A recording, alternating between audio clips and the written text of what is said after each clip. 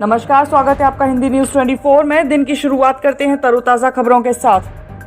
बाल विवाह करने वालों पर एक्शन से भड़के ओवैसी का असम सरकार से सवाल, शादीशुदा लड़कियों की देखभाल कौन करेगा? क्या होगा उन लड़कियों का जिनका बाल विवाह हो चुका है?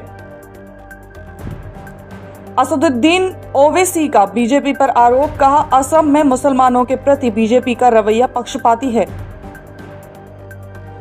असम में बाल विवाह के 4000 से ज्यादा केस हुए दर्ज। असम मुख्यमंत्री हिमंता ने कहा 8134 लोगों की पहचान आरोपी के तौर पर हुई है। AIUDF विधायक अमीनुल इस्लाम का बयान, कहा पार्टी बाल विवाह के खिलाफ है लेकिन लोगों को जेल में डालना गलत है। अमीनुल इस्लाम ने कहा सरकार को बाल विवाह को लेकर जागरूकता अभियान चलाना चाहिए। असम में सरकार के एक्शन का विरोध करते हुए विश्वनाथ में महिलाओं ने थाने का किया घेराव। बाल विवाह के आरोपियों के परिवारों ने किया प्रदर्शन। प्रदर्शनकारी बाल विवाह के आरोपों में बंद लोगों को छुड़ाने की कर रहे हैं मांग। बड़े अगली खबर की तरफ तो सुप्रीम कोर्ट में 5 नए जजों की हुई नियुक्ति। कानून मंत्री ने दी जानकारी, कहा राष्ट्रपति द्रौपदी मुर्मू ने सुप्रीम कोर्ट के लिए 5 जजों की नियुक्ति की मंजूरी दी है। कॉलेजियम ने नामों की सिफारिश की थी। कॉलेजियम की चेतावनी पर किरण रिजिजू का बयान, कहा कोई किसी को चेतावनी नहीं दे सकता, जनता देश की मालिक है, संविधान के अनुसार होता है सारा काम। बड़े अगली खबर की तरफ तो अडानी मामले पर बोली सीतारमण। केंद्रीय वित्त मंत्री निर्मला सीतारमण अडानी ग्रुप की हालातों को लेकर कहा, अडानी मामले में देश की छवि पर कोई असर नहीं पड़ रहा है, मामले पर RBI और सेबी की नजर है। निर्मला सीतारमण ने कहा गवर्नमेंट रेगुलेटर्स कर रहे हैं अपना काम। अडानी के FPO वापस लेने पर वित्त मंत्री ने कहा FPO खरीद फरोख्त से कोई फर्क नहीं पड़ता, FPO तो पहले भी वापस हुए हैं। वित्त मंत्री ने देश की अर्थव्यवस्था को बताया बेहतर, कहा देश की छवि और स्थिति प्रभावित नहीं हुई है। पिछले 2 दिनों में मुद्रा भंडार $8 बिलियन पर बढ़ा है। बड़े अगली खबर की तरफ तो अखिलेश यादव का केंद्र पर निशाना, कहा LIC और सेबी में जनता का पैसा लगा हुआ है, क्या होगा आगे की कार्रवाई। बड़े झारखंड की तरफ तो झारखंड रैली में शाह की हुंकार। केंद्रीय गृह मंत्री अमित शाह ने झारखंड विजय रैली में जनता को किया संबोधित।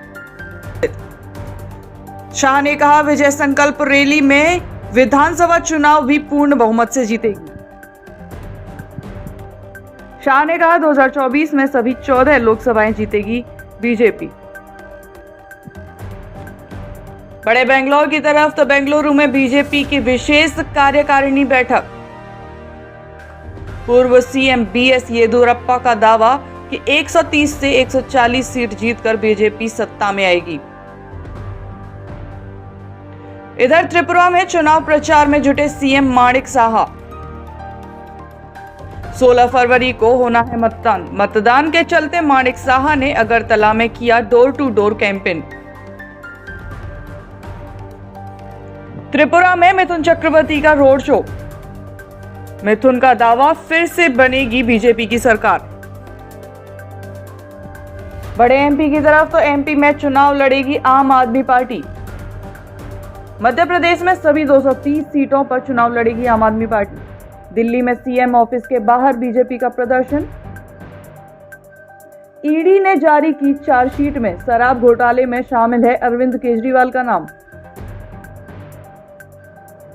इधर कर्नाटक को जाएंगे PM मोदी। 6 फरवरी को प्रधानमंत्री नरेंद्र मोदी कर्नाटक जाएंगे, कई विकास योजनाओं की रखेंगे आधारशिला। कर्नाटक के तुमकुरू में HAL हेलीकॉप्टर फैक्ट्री को राष्ट्र को करेंगे संबोधित। देश की सबसे बड़ी हेलीकॉप्टर फैक्ट्री होगी तुमकुरू में। शुरुआत में हर साल 30 हेलीकॉप्टर होंगे तैयार। रक्षा मंत्रालय की योजना के अनुसार 20 साल में बनेंगे 1000 से ज्यादा विमान।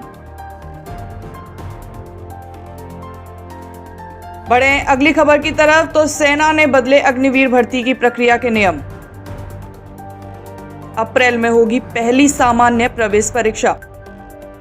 अब अग्निवीर उम्मीदवारों को देना होगा सीईई यानी common entrance exam. Rahul Gandhi के करीबी अलंकार सवाई से ईडी की बड़ी पूछताछ।